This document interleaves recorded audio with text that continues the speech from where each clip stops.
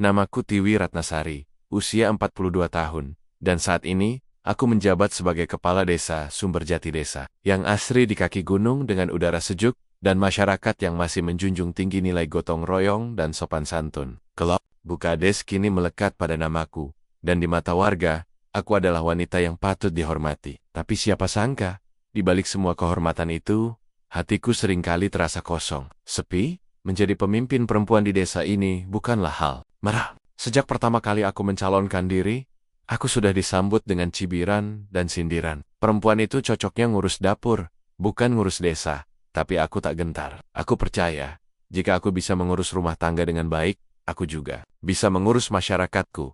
Alhamdulillah, setelah 2 tahun menjabat, desa ini berubah. Jalan-jalan yang dulu becek, kini sudah diaspal. Ibu-ibu PKK aktif, remaja punya kegiatan, dan warga kecil mendapat perhatian. Aku dikenal tegas, tapi tetap lembut dalam cara. Tak sedikit yang memujiku sebagai panutan perempuan, tapi sayangnya, hidup tak pernah sempurna. Suamiku, Pak Darto, adalah pengusaha sukses yang jarang pulang. Sejak aku menjabat sebagai kades, intensitasnya ke rumah malah makin berkurang. Kerjaan makin padat, katanya. Kadang seminggu tak ada kabar, kadang sebulan hanya sekali menginap.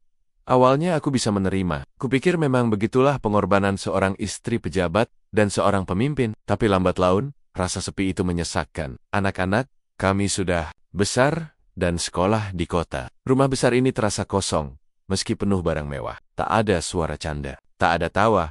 Satu-satunya yang setia mengisi kekosongan rumah ini adalah Rangga, sopir pribadi suamiku. Usianya mungkin 12 tahun lebih muda dariku, tapi sikapnya sangat sopan dan penuh rasa hormat. Ia jarang bicara kecuali ditanya, tapi sangat cekatan. Setiap kali aku hendak ke kantor desa, ia selalu sudah menunggu di depan dengan mobil yang sudah bersih. Awalnya, aku tidak terlalu memperhatikan, tapi karena hampir setiap hari kami bepergian berdua, sedikit demi sedikit, aku mulai. Ia bercerita tentang keluarganya yang tinggal di Magelang, tentang ibunya yang suka menanam bunga, tentang adik perempuannya yang kuliah dengan beasiswa. Entah sejak kapan, aku merasa nyaman berada di dekatnya. Ada sesuatu dalam sikap tenangnya yang membuatku merasa dihargai, bukan sebagai kades, tapi sebagai wanita. Dan perasaan itu sesungguhnya sangat langka aku rasakan dari Darto selama bertahun-tahun ini, Bu. Tadi di balai desa ibu luar biasa, katanya suatu hari sambil menyetir pelan menembus jalan desa yang rindang. Saya nggak pernah lihat pemimpin perempuan seberani ibu ngadepin warga yang ribut soal tanah. Salut. Aku hanya tertawa kecil. Kamu terlalu memuji, Rangga. Itu sudah tugas saya. Tapi saya tahu banyak laki-laki yang gak akan sanggup ngomong seperti ibu tadi. Tegas, tapi tetap tenang. Sekilas mataku melirik ke wajahnya lewat cermin. Matanya lurus menatap jalan. Wajahnya polos, tapi entah kenapa, jantungku berdebar. Pujiannya terasa tulus, dan bukan karena jabatanku. Sore hari saat aku pulang ke rumah itu kembali sunyi. Tak ada suami, tak ada anak. Hanya suara detik, jam dinding dan nyanyian jangkrik dari halaman belakang. Aku melepas jilbabku, membuka sepatu hak, dan merebahkan tubuhku di sofa. Di genggaman tanganku masih terngiang suara Rangga tadi. Saya nggak pernah lihat pemimpin perempuan seberani ibu. Tuhan, aku bukan wanita lemah, aku pemimpin. Tapi apakah salah jika hatiku ingin dimengerti?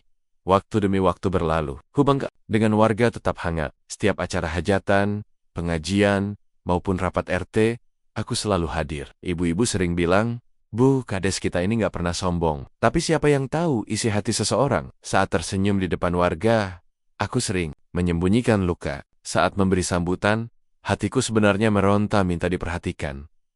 Rangga makin sering menjadi tempatku bercerita. Ia sabar mendengarkan. Ia tidak banyak bicara, tapi matanya selalu menunjukkan bahwa ia hadir sepenuhnya. Kadang ia membuatkan teh hangat di ruang kerja. Kadang ia membantu membawakan berkas, dan sesekali, aku melihat tangannya begitu dekat dengan tanganku, dan aku tak menjauh.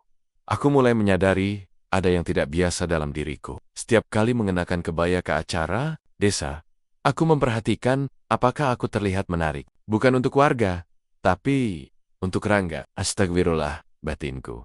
Tapi apa aku salah merasa hidup kembali? Pernah suatu sore, setelah menghadiri rapat koordinasi desa, hujan deras mengguyur. Mobil kami mogok di jalan kampung Senyal Hileng. Kami berdua terjebak di dalam mobil yang dingin, basah, dan sunyi. Aku memeluk tubuhku sendiri karena kedinginan.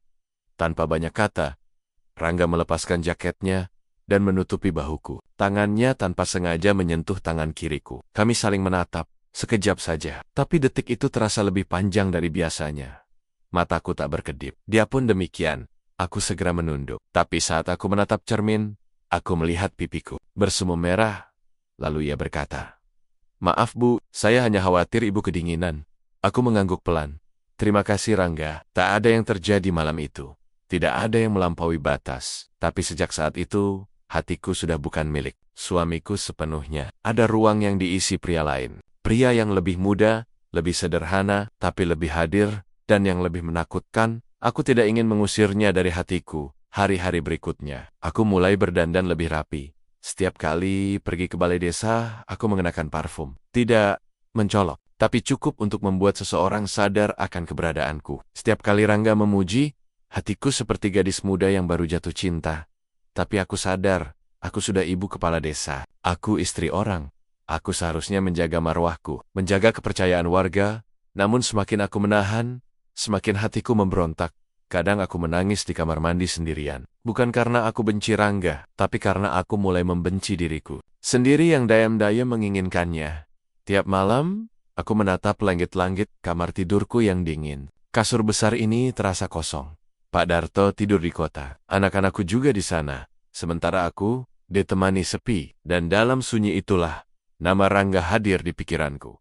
Aku, Butiwi, seorang kades yang disegani warga. Tapi, dalam hati kecilku, aku hanyalah wanita biasa yang sedang merindukan hangatnya pelukan. Dan disinilah segalanya dimulai. Malam itu hujan turun deras, membasahi genting rumahku yang lebar dan megah, tapi tak mampu menenangkan riuh di dalam dadaku. Aku berdiri di jendela kamar, menatap kosong ke halaman depan yang remang. Lampu taman menyala redup, menerangi pohon. Kamboja yang mulai menggugurkan bunga, hening. Bahkan suara binatang malam pun enggan bersuara. Sudah 2 minggu, suamiku tak pulang. Darto bilang ada proyek besar di Surabaya.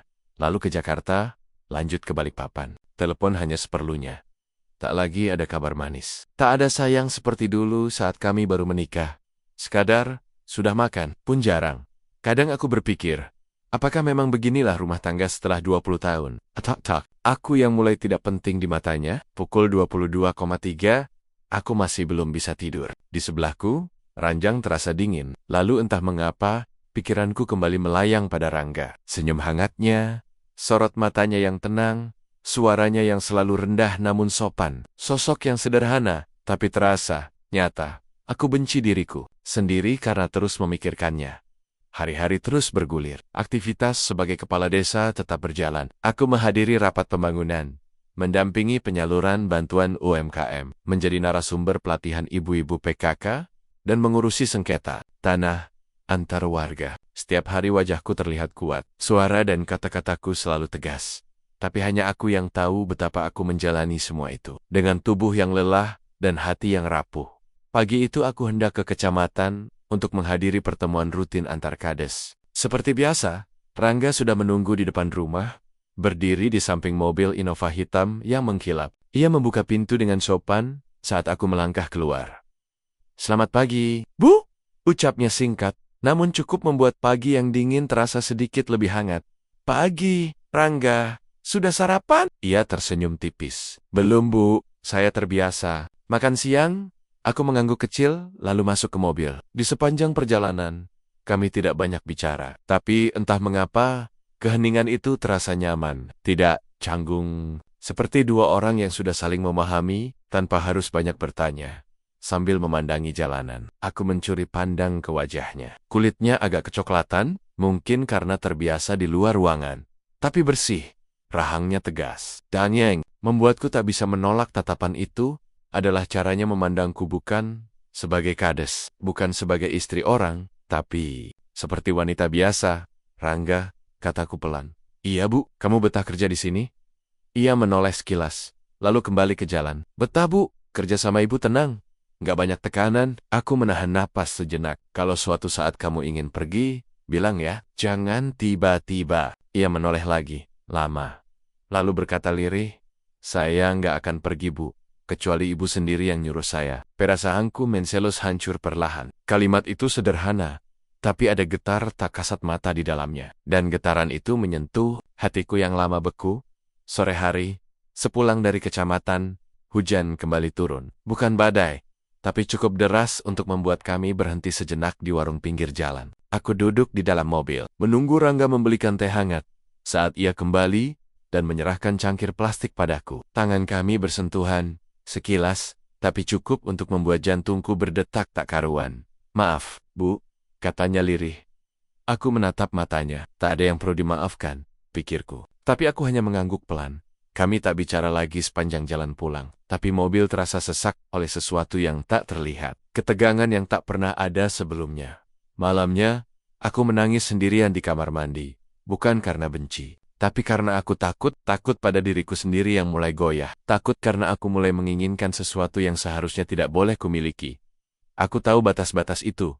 Aku, istri orang. Aku pemimpin. Aku punya nama yang dijaga. Tapi membuatku lengah. Dan Rangga, entah sadar atau tidak, ia hadir tepat saat dinding pertahananku mulai retak. Beberapa hari kemudian, saat aku sedang membereskan berkas di kantor desa, Rangga datang membawakan teh hangat seperti biasa. Ia mengetuk pintu dengan lembut, lalu masuk. Setelah kupersilakan, "Ibu kelihatan lelah," katanya. Aku tersenyum kecil. Memang lelah, tapi biasa. Sudah jadi makanan sehari-hari. Ia meletakkan cangkir di meja, lalu berkata, "Kalau ibu mau istirahat, saya bisa tungguin di luar. Tutup mata sebentar juga nggak apa-apa." Aku menatapnya. Lama. Sorot matanya lembut, tulus, dan sekali lagi, aku merasakan detakan jantungku yang tak wajar. "Terima kasih, Rangga," ucapku pelan. "Kamu selalu perhatian." Ya, ia hanya tersenyum, tapi senyum itu membekas sampai aku pulang ke rumah. Malam-malamku semakin gelisah. Aku sering terbangun tengah malam, duduk di tepi ranjang, menatap bayangan di cermin. Bayangan seorang wanita yang mulai kehilangan kendali atas dirinya sendiri. Kadang aku tertawa sendiri. Kadang aku memeluk bantal dan membayangkan itu. Dia. Aku tahu ini salah. Tapi di sisi lain, aku juga merasa hidup kembali. Aku merasa dicintai. Dan perasaan itu terlalu mahal untuk dilepaskan begitu saja. Setiap hari aku berperang dengan hatiku. Sendiri, menahan untuk tidak menyapa Rangga terlalu hangat. Menahan diri agar tidak memandangi wajahnya terlalu lama. Tapi semakin aku menahan, semakin aku ingin. Dan itu menyiksa. Satu malam, setelah acara desa yang cukup melelahkan, aku minta Rangga mengantarku pulang lebih malam dari biasanya. Ia menungguku di mobil. Saat kami tiba di rumah, aku meminta dia mengantar berkas sampai ke ruang kerja. Saat ia menaruh berkas di meja, aku berdiri tak jauh darinya. Dalam ruangan yang sunyi itu, suara detik jam terdengar jelas. Ia menoleh ke arahku. Aku pun menatapnya. Beberapa detik berlalu, lalu ia menunduk. "Bu, saya permisi pulang dulu ya." Aku seharusnya mengangguk, tapi aku justru berkata, "Rangga." Ia menoleh, matanya ragu, tapi tak bisa sembunyikan perasaannya. Aku maju selangkah, ia mundur setengah langkah. "Bu, jangan." Tapi aku tahu, kami sudah terlalu lama berdiri di batas yang tipis. Dan malam itu, batas itu mulai pecah. Aku tak akan menjelaskan apa yang terjadi setelah itu. Cukuplah aku katakan bahwa, di malam itu, hatiku bukan lagi milik suamiku. Dan dalam sekejap, Rangga pun bukan sekadar sopir suamiku lagi. Tuhan, aku hancur. Tapi anehnya, di balik kehancuran itu, aku merasa utuh untuk pertama kalinya setelah bertahun-tahun, dan itulah awal dari semuanya. Aku duduk di ruang kerja dengan tangan gemetar. Lampu gantung temaram menyinari meja penuh berkas. Tapi pikiranku jauh dari tugas-tugas desa. Malam itu, setelah kejadian di ruang tamu dengan Rangga, aku merasa seperti wanita lain. Wanita yang baru saja menyeberangi batas paling terlarang dalam hidupnya dan tidak tahu bagaimana cara kembali. Rangga pulang dengan wajah panik dan bingung. Ia tidak banyak bicara. Aku pun tak sanggup berkata apa-apa. Pintu tertutup pelan, meninggalkan keheningan yang pekat seperti dosa yang baru saja dimulai. Tubuhku masih hangat, tapi batinku dingin, beku oleh rasa bersalah. "Tiwi, apa yang baru saja kau lakukan?" bisikku pada diri sendiri. Tapi tak ada jawaban. Hanya suara detik jam di dinding, dan jantungku yang masih berdetak tak beraturan. Esok paginya, aku bangun. Lebih awal dari biasanya. Aku tidak bisa tidur semalaman. Wajah Rangga terus hadir dalam benakku, menatapku dengan sorot mata campur aduk, antara takut, cinta, dan keraguan. Aku tahu, perasaan itu bukan hanya milikku, tapi juga miliknya. Aku mengenakan kebaya sederhana dan kerudung yang biasa kupakai saat menghadiri kegiatan PKK.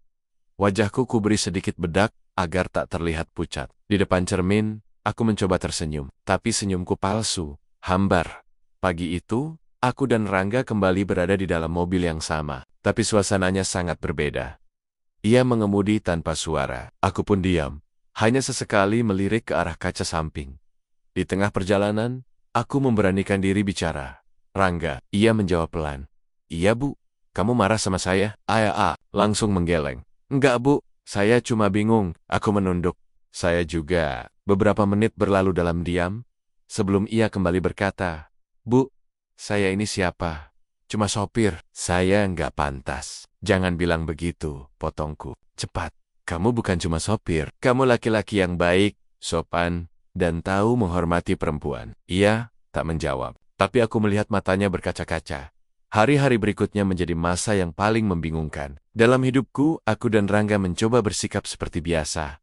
Tapi takdir seolah terus membawa kami ke dalam ruang yang sama. Setiap kali ia mengantar ke balai desa, hatiku berdebar. Setiap kali ia menyerahkan map atau membuka pintu, tanganku ingin menyentuhnya. Awalnya hanya sentuhan tak sengaja. Lalu menjadi pelukan pendek di malam-malam yang sepi. Lalu menjadi kecupan. Lalu menjadi sesuatu yang tak lagi bisa dibatalkan. Kami mencoba berhenti, berkali-kali. Tapi gagal bu, kita salah. Katanya suatu malam saat kami duduk berdua di teras belakang rumah. Saat semua orang sudah tidur, aku tahu, jawabku lirih. Tapi, kenapa saya terus pengen dekat sama ibu? Aku menatapnya, karena aku juga merasa begitu. Dan disitulah semuanya makin tak terkendali. Aku mulai menyadari perubahan dalam diriku. Aku jadi sering termenung, tersenyum sendiri, atau gelisah. Bahkan asisten rumah tangga kadang bertanya, Bu, ibu kelihatan beda ya sekarang. Kayak lebih bahagia. Aku hanya tertawa kecil dan pura-pura tak paham. Yang membuatku makin goyah adalah saat Pak Darto menelepon dan aku justru merasa terganggu. Tiwi, minggu depan aku pulang. Ada acara keluarga di Jakarta, kamu ikut ya? Katanya. Aku mengangguk. Malah dulu, aku selalu menanti kepulangannya. Berharap ia membawa cerita, membawa pelukan. Tapi kini, bayangannya justru membuatku panik. Aku takut ketahuan, takut Rangga terlihat canggung, takut rumah ini tiba-tiba berubah menjadi medan perang. Puncaknya terjadi suatu malam, saat Pak Darto benar-benar pulang. Ia hanya 2 hari di rumah, tapi itu cukup untuk membuatku tersiksa. Aku bersikap biasa, menyiapkan makan malam, mengatur jadwal, acara keluarga, tersenyum di depannya. Tapi setiap kali ia menyentuhku, aku merasa asing. Bahkan saat kami tidur di ranjang yang sama, aku hanya berpura-pura tidur lebih awal, agar ia tak bicara terlalu banyak, dan yang lebih menakutkan malam, itu aku bermimpi tentang Rangga, bukan suamiku. Keesokan paginya, sebelum Darto berangkat ke Jakarta, ia mencium keningku seperti biasa. Haga dirija, Tiwi, aku hanya tersenyum. Dalam hati aku berkata, andai kau tahu, setelah suamiku pergi, hubungan aku dan Rangga kembali seperti semula atau lebih tepatnya, makin intens. Kami bukan lagi 2 orang yang saling menghormati dalam batas profesional, tapi 2 manusia yang sedang terjerat oleh nafsu, kenyamanan, dan rasa sepi yang tak disadari telah berubah menjadi ketergantungan. Kadang aku berpikir, bagaimana kalau semuanya terbongkar? Apa yang akan terjadi pada jabatanku, nama baikku, anak-anakku, warga desaku? Tapi lalu Rangga akan menatapku dan berkata, saya nggak akan ninggalin ibu, dan semua ketakutan itu seolah terhapus. Aku lupa bahwa cinta bisa menjadi racun jika disiram di tempat yang salah. Aku mengira aku bisa mengendalikan semuanya. Tapi malam demi malam, kami semakin dalam, semakin jauh dari batas. Bahkan, kami sudah tak sadar bahwa kami berdiri di jurang. Suatu malam, saat angin berhembus kencang dan langit gelap tanpa bintang, aku memeluk tubuh Rangga yang berbaring di sampingku. Kami di kamar belakang, tempat yang jarang dimasuki orang. Aku menatap wajahnya yang tertidur damai. Dalam hatiku, aku bertanya, apakah ini cinta ataukah pelarian? Lalu aku menyentuh perutku, dan untuk pertama kalinya, aku merasa mual, pusing, dan tubuhku terasa aneh. Aku belum tahu, tapi tubuhku sudah memberi tanda bahwa semua yang kulakukan akan segera berbuah, dan buah itu, mungkin, akan menjadi awal dari akhir segalanya. Tubuhku terasa berat pagi itu. Aku bangun lebih siang dari biasanya. Kepala berdenyut pelan, perut terasa mual, dan ada kegelisahan yang tak bisa kusebutkan. Aku duduk di pinggir ranjang kamar belakang tempat yang semakin sering kutempati sendirian, atau bersama Rangga. Udara desa masih segar, matahari belum tinggi, tapi dadaku sesak. Aku mencoba menepis semua pikiran buruk dengan melanjutkan aktivitas seperti biasa. Mandi, berdandan, lalu mengenakan kebaya kuning pucat dengan motif bunga melati, yang biasa kupakai saat menerima tamu resmi. Hari itu aku dijadwalkan menghadiri rapat musdes bersama BPD dan tokoh masyarakat. Namun sepanjang pagi, aku merasa jantungku terus berdebar. Bukan karena gugup, tapi karena aku tahu, ada yang berubah dalam diriku, sesuatu yang tak bisa lagi kututupi. Bahkan dari diriku sendiri. Dan saat aku ke kamar mandi untuk bersiap, aku menemukan jawaban itu. Tes kehamilan yang kubeli diam-diam. Minggu lalu kini menunjukkan 2 garis tegas. 2 garis. Aku hamil. Tanganku gemetar saat memegang alat kecil itu. Tubuhku terduduk di lantai kamar mandi. Mataku menatap kosong. Dunia seperti berhenti. Bukan karena aku tidak tahu siapa ayah dari janin ini. Justru karena aku tahu persis siapa dia. Rangga, bukan Darto. Bukan suamiku. Tubuhku lunglai. Rasanya seperti menabrak dinding keras. Aku menggenggam ujung wastafel. Mencoba berdiri. Menatap bayanganku sendiri. Di cermin bayangan seorang perempuan yang terhormat. Ibu kepala desa. Panutan warga. Istri sah. Tapi sekarang, juga seorang wanita yang mengandung anak dari lelaki lain, lelaki yang bukan suamiku. Aku tidak bisa berpura-pura lagi. Sejak saat itu, setiap kali Rangga menatapku, aku hanya bisa menunduk. Bukan karena malu, tapi karena hatiku dipenuhi rasa bersalah yang tak bisa kutahan. Ada apa, Bu? Tanyanya suatu malam, saat kami duduk di gazebo belakang rumah. Aku menarik napas panjang. Aku hamil. Dia terdiam, tak ada suara, matanya membelalak, wajahnya pucat seketika. Apa? Hamil? Aku mengangguk pelan. Bayi ini bukan dari Darto. Dia dari kamu, Rangga. Ia seperti kehilangan kata-kata, lalu tiba-tiba berdiri, mondar-monder di halaman kecil yang dihiasi lampu. Tangannya menggenggam rambut, seperti menahan amukan dalam batinnya. Bu, kita harus hentikan semua ini. Sekarang, sebelum semuanya benar-benar hancur. Sudah terlambat, bisikku. Kita sudah terlanjur hancur. Aku menunduk, air mataku jatuh perlahan. Dan untuk pertama kalinya, sejak semua ini terjadi, aku merasa sangat kecil, rapuh, dan tak berguna. Tapi yang membuatku kaget, besoknya Rangga tidak pergi. Dia tidak kabur, tidak menghilang, tidak mengajukan pengunduran diri. Dia tetap datang menjemputku pagi itu, dengan mata sembab, tapi penuh keteguhan. Bu, saya tanggung jawab, katanya lirih. Aku menatapnya lama. Kamu tahu, ini bukan hanya tentang tanggung jawab. Ini tentang masa depan. Tentang kehormatan yang bisa habis dalam semalam. Ia mengganggak. Saya siap kalau harus dihina. Jangan ibu sendiri yang ninggalin saya. Aku tak kuasa menahan tangis. Dalam keterpurukanku, kalimat itu justru menjadi pelampung yang kutarik erat-erat. Mungkin memang ini gila, tapi saat seseorang mengulurkan tangan dalam gelap, kita akan meski tahu dia bukan orang yang seharusnya. Hari-hari berikutnya adalah mimpi buruk yang kubungkus dengan senyum palsu. Aku tetap menghadiri pertemuan desa, tetap memimpin rapat, tetap berdiri di atas podium. Tapi setiap malam, aku menutupi perutku yang makin sering terasa nyeri. Perubahan tubuh mulai terasa. Aku mudah lelah, mudah marah, dan makin emosional. Aku tahu waktu tak akan berpihak. Kehamilan tak bisa disembunyikan selamanya. Wajahku semakin pucat. Badanku kadang mual saat sedang bicara di depan warga. Sampai akhirnya, salah satu staf desa Bu Erna berbisik padaku saat selesai rapat, Bu Tiwi, maaf, saya lihat ibu kok sering lemas ya? Ibu, sehat? Aku hanya tersenyum kecil.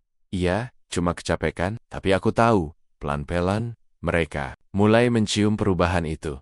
Dan yang lebih membuatku takut, Pak Darto mengabari bahwa bulan depan, dia akan pulang lebih lama dari biasanya. Ada proyek properti di kota sebelah, dan dia ingin aku menemaninya membuka lahan. Aku panik. Bagaimana jika dia tahu? Bagaimana jika dia menyentuhku dan sadar bahwa aku sedang mengandung anak orang lain? Rangga mulai berubah. Ia tampak tegang, lebih diam. Tatapannya sering kosong. Ia menjadi sosok yang selalu waspada, seolah hidup kami sedang diawasi dan mungkin memang begitu. Karena suatu malam, aku mendengar suara bisik-bisik di halaman rumah. Saat kulongok lewat jendela, aku melihat seseorang berdiri di luar pagar, memotret dengan ponsel. Segera aku menghubungi Rangga dan memintanya mengintai siapa itu. Tapi saat ia ke sana, orang itu sudah menghilang. Aku yakin kami sedang diikuti, atau lebih buruk, sedang diintai. Mungkin sudah ada yang curiga. Mungkin waktu kami tinggal sedikit, lalu datanglah malam itu. Malam ketika aku, untuk pertama kalinya, merasa takut kehilangan segalanya. Aku dan Rangga sedang duduk di ruang tamu rumah belakang, membicarakan apa yang harus dilakukan. Ia mengusulkan pergi minggat, menyewa rumah di luar kota, meninggalkan jabatan, menenggak semuanya. Tapi sebelum aku menjawab, suara langkah kaki terdengar di luar. Lalu, pintu dibuka dengan kasar. "Tiwi!" Aku terlonjak. Itu suara Darto. Mataku membelalak. Rangga berdiri panik, dan dalam sekejap, suamiku berdiri di ambang pintu. Wajahnya merah, napasnya memburu, dan di belakangnya, beberapa warga desa berdiri, termasuk ketua RT dan 2 pamong desa. Mereka masuk, membawa ponsel, beberapa merekam, beberapa berteriak, beberapa menatapku dengan mata jijik. Selama ini, kamu selingkuh di rumah ini, di rumahku, sama sopirku. Aku tak bisa berkata apa-apa. Mulutku kaku, air mataku jatuh, dan kamu hamil, astagfirullah, aku tak ingat jelas setelah itu. Hanya jeritan, isak tangis, suara benda pecah. Rangga ditarik keluar dan dipukul. Warga membawanya ke balai desa. Darto menamparku. Aku terjatuh, tapi tak melawan. Aku hanya menangis. Bayi dalam rahimku seolah ikut gemetar. Dan aku tahu, segalanya sudah berakhir. Yang tersisa hanyalah kehancuran.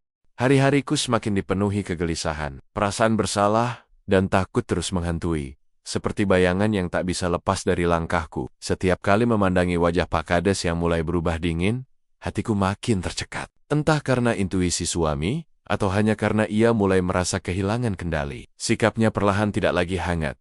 Aku lihat kamu sering keluar malam belakangan ini. Wi, katanya, suatu malam saat kami sedang makan malam berdua, katanya, rapat PKK, tapi kok sering pulangnya lewat tengah malam? Aku tercekat. Sendok di tanganku nyaris jatuh. Biasa. Rapat sama ibu-ibu. Banyak yang dibahas menjelang kegiatan HUT desa. Matanya menatap tajam. Namun ia tidak berkata apa-apa lagi malam itu.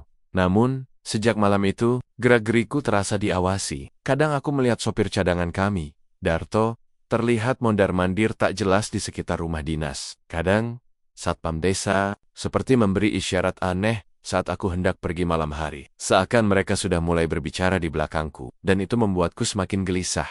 Hubunganku dengan Wawan juga tak lagi sebebas dulu. Setiap kali kami bertemu di rumah kontrakan, tempat biasa, ada rasa was-was yang tidak bisa kuhilangkan. Aku mulai membatasi pertemuan, tapi justru dari situlah kesalahan terbesarku terjadi. Satu malam, saat hujan deras mengguyur desa Kertajaya, aku tak bisa menahan kerinduanku pada Wawan. Suamiku sedang kunjungan ke kabupaten sebelah. Kupikir malam, itu aman. Kami bertemu di rumah kosong peninggalan kakekku, yang sudah lama tak ditinggali. Aku takut, Wan. Kataku pelan saat ia memelukku dari belakang. Wawan mengusap punggungku. Aku juga.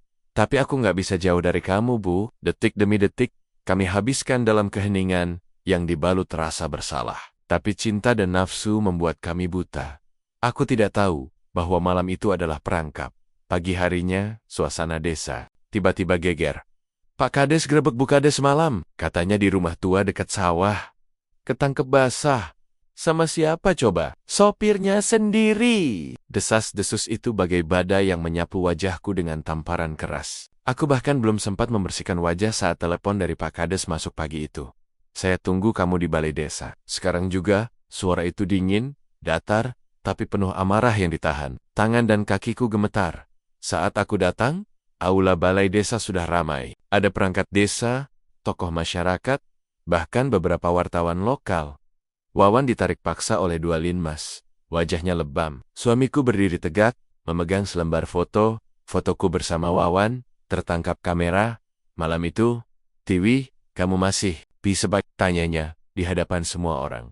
Aku menatap lantai. Mulutku ingin berbicara, tapi tak sepatah kata pun keluar. Mataku basah, dan tubuhku lemas. Demi kehormatan desa ini. Lanjutnya lantang.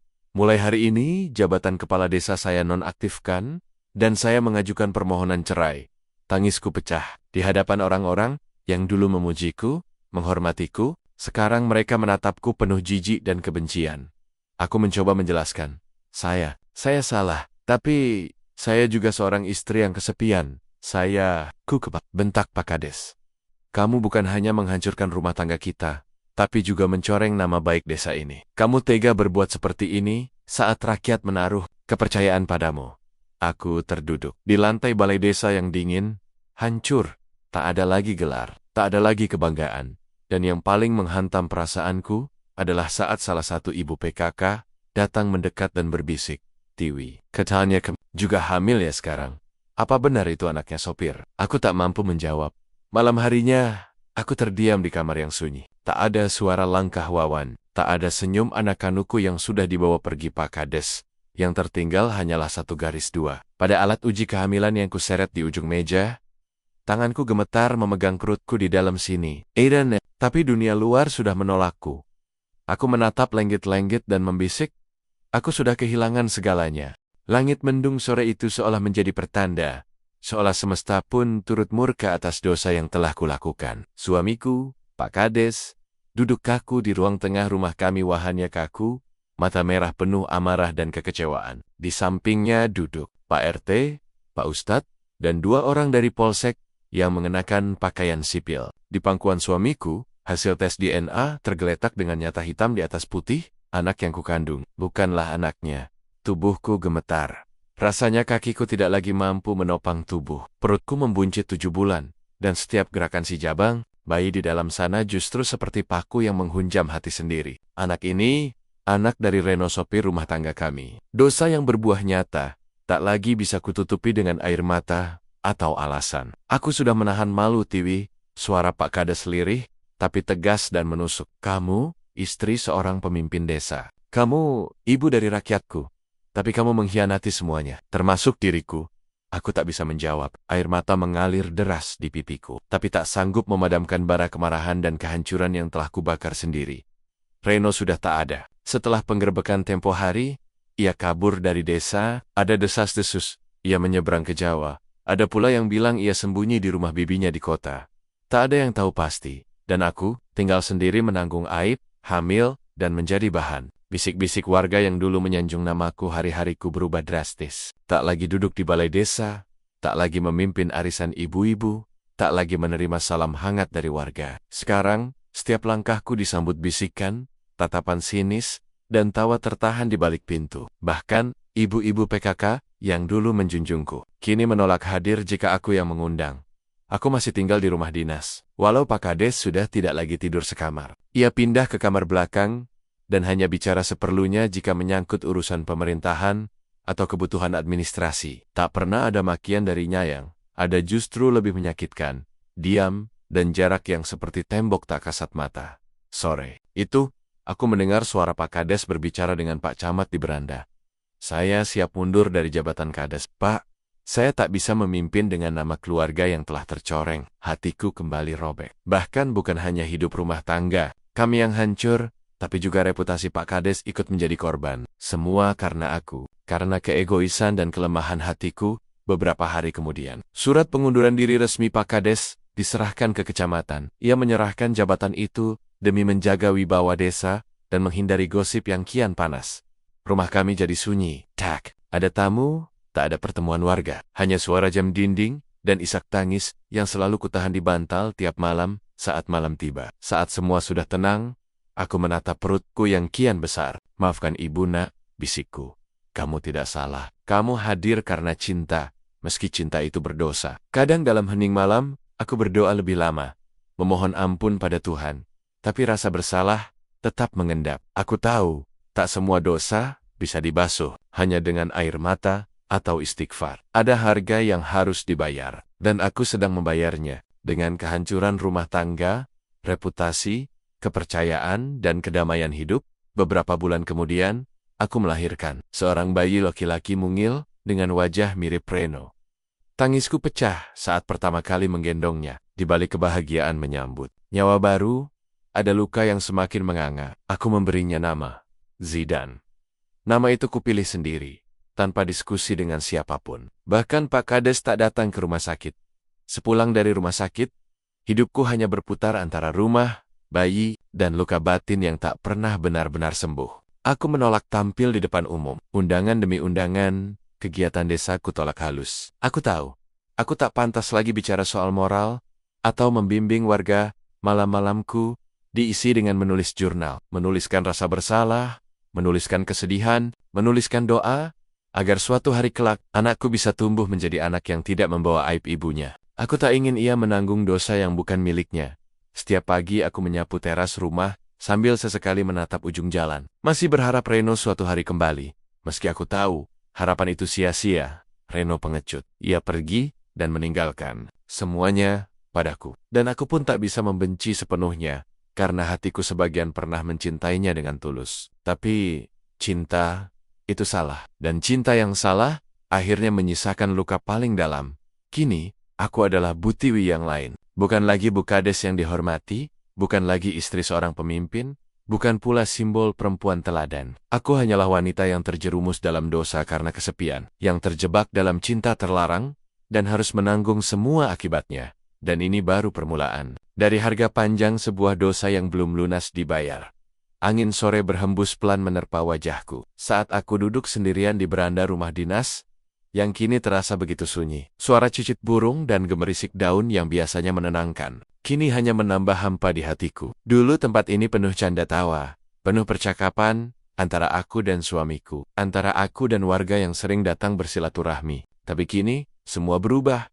Suamiku, Pak Kades, Haris, telah pergi, bukan meninggal, tapi pergi meninggalkan aku dengan rasa kecewa yang tak bisa diukur dengan kata. Setelah penggerebekan itu malam, ketika dosa yang kututupi rapi, akhirnya terbongkar. Di hadapan mata dan hati yang paling menyayangiku, dia langsung memutuskan untuk keluar dari rumah. Ia membawa semua barang miliknya, dan bahkan ia mengundurkan diri sebagai kepala desa keesokan harinya, menyerahkan tanggung jawab sementara padaku. Ironis bukan? Istri yang menyakitinya justru yang harus melanjutkan tongkat kepemimpinannya.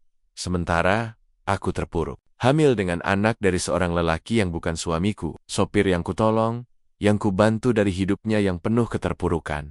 Seseorang yang seharusnya kujaga jaraknya. Tapi semua batas itu kulewati. Dengan dalih kesepian, aku membiarkan hasrat dan emosi mengalahkan akal sehat dan nilai moral.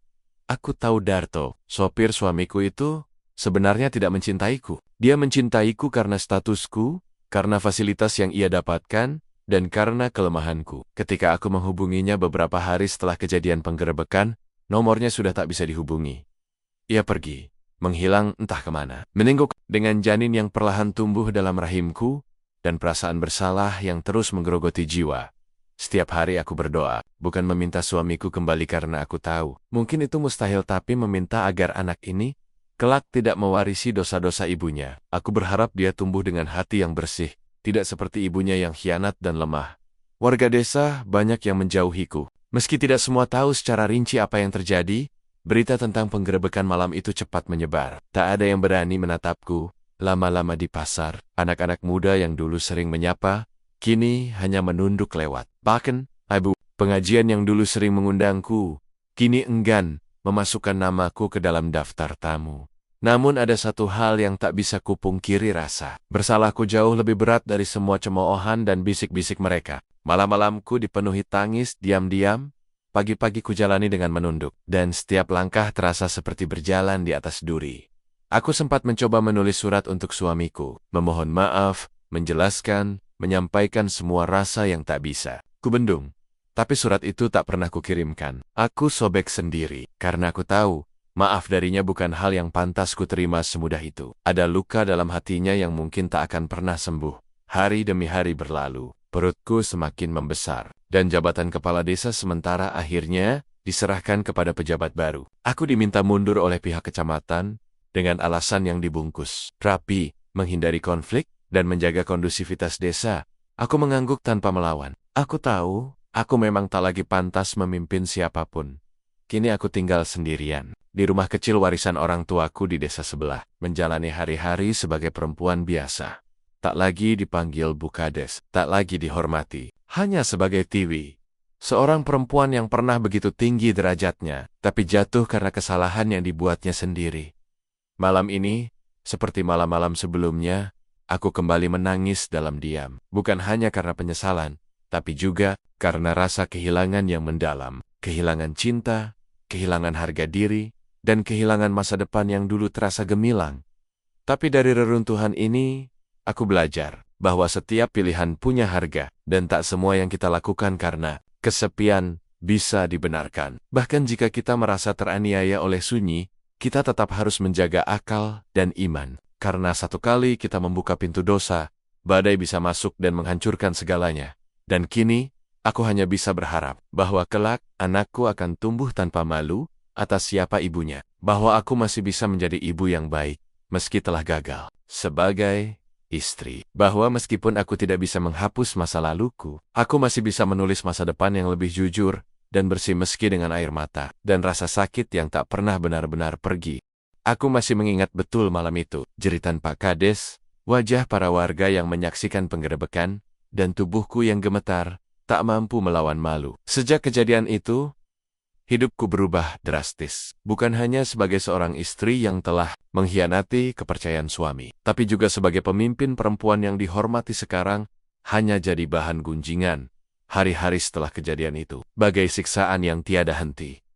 Nama baikku tercoreng. Di kantor desa, staf yang dulu begitu hormat kini hanya menatapku dengan sinis atau pura-pura tak melihat. Bahkan yang dulu memujiku dengan gelar Beau Kids Habit, kini tak lagi berani menyapaku. Ada yang terang-terangan berbisik saat aku lewat, ada yang diam tapi jelas menjauh. Pak Kades tak lagi berbicara padaku. Ia pindah ke rumah dinas yang terpisah. Rumah kami yang dulu ramai kini sunyi seperti kuburan.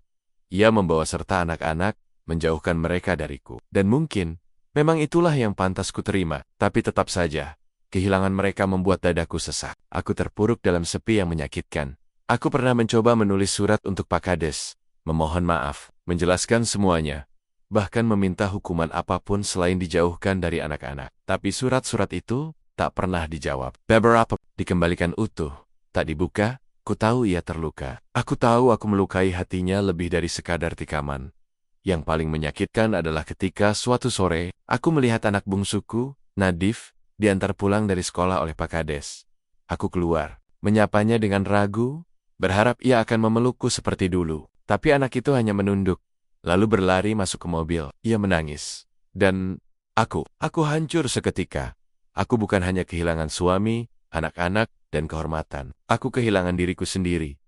Warga desa tak lagi mengundangku untuk acara hajatan atau arisan. Bahkan saat aku menghadiri yasinan di musola, beberapa ibu-ibu sengaja menghindar, duduk satu saf denganku. Aku tahu ini bukan sekadar malu.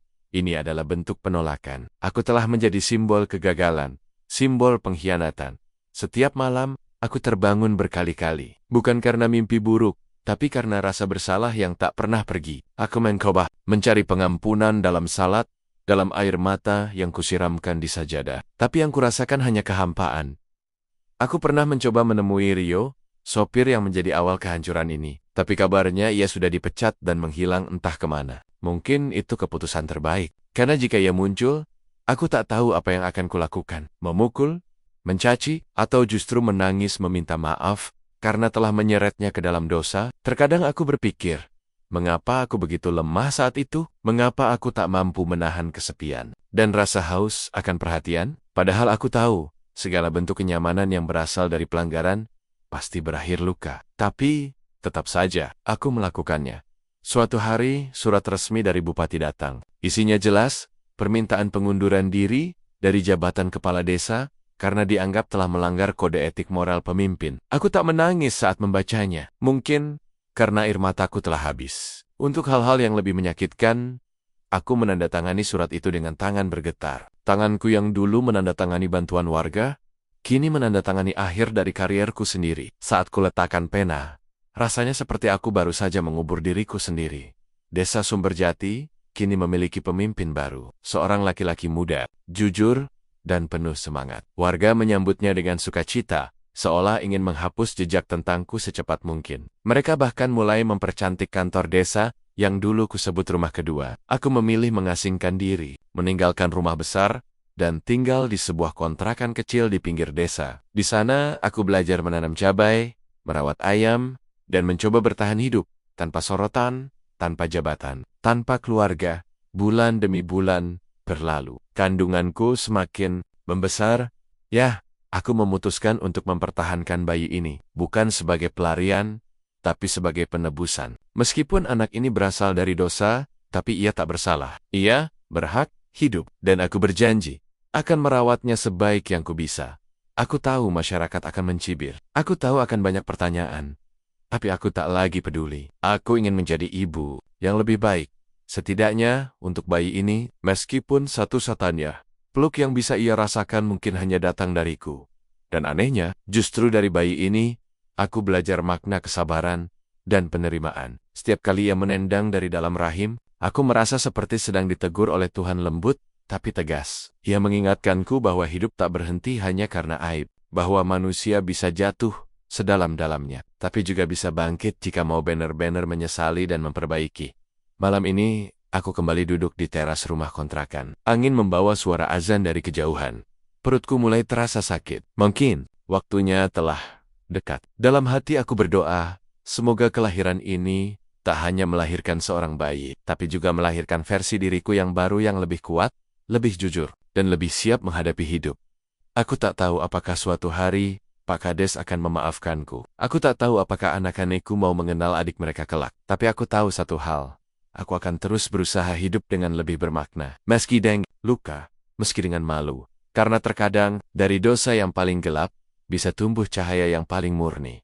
Aku duduk di depan rumah kontrakan mungil ini, memandang anakku yang sedang bermain tanah di bawah pohon mangga. Perutku mulai membesar. Usia kandunganku sudah memasuki bulan ke-7. Angin sore membelai lembut wajahku, seakan ingin menghapus segala penyesalan yang terus memburu hatiku. Bu, lihat, ada kupu-kupu, ujar Dita, anak sulungku dari Pak Kades, sambil menunjuk ke arah bunga-bunga liar yang tumbuh liar di halaman. Aku tersenyum. Pahit, senyum seorang ibu yang mencoba bahagia demi anak-anaknya, meski hatinya hancur berkeping-keping, sudah berbulan-bulan. Sejak malam itu malam ketika semua dosa terbongkar dan hidupku runtuh seketika. Sejak saat itu, aku hidup dalam pengasingan. Pak Kades menceraikanku. Rumah besar itu kini hanya tinggal kenangan. Kehormatan yang dulu ku genggam, lenyap seketika digantikan dengan cemoohan dan tatapan jijik warga desa. Mereka bilang aku perempuan najis, pengkhianat, tak tahu diri. Aku hanya bisa menunduk jika harus melewati mereka. Bahkan di pasar, tukang sayur pun tak lagi ramah padaku. Namun yang paling menyakitkan adalah ketika Dita bertanya, "Bu, kenapa ayah nggak pulang-pulang lagi?" Aku menahan air mata, menatap matanya yang polos, lalu memeluknya erat. "Ayah lagi kerja jauh, sayang," jawabku lirih sesekali. Aku mendengar kabar tentang Pak Kades. Katanya, ia tetap menjalankan tugasnya. Namun, hatinya tertutup. Ayah menyari sosok yang dingin. Bahkan kepada para perangkat desa, ia jarang bicara, kecuali soal kerjaan. Banyak yang bilang, luka karena pengkhianatanku terlalu dalam untuk disembuhkan, sementara Dani, laki-laki yang kuserahkan segalanya, pergi. Entah kemana. Setelah penggerebekan itu ia kabur. Tak pernah ada kabar. Tak tahu apakah ia masih hidup, atau sudah mati di jalanan. Yang jelas, ia meninggalkanku begitu saja dalam keterpurukan ini. Mengandung anaknya, kadang aku membenci Dani. Tapi lebih sering, aku membenci diriku sendiri. Aku bodoh, bisikku sambil menatap langit yang mulai menguning. Kenapa aku biarkan diriku terbawa arus dosa?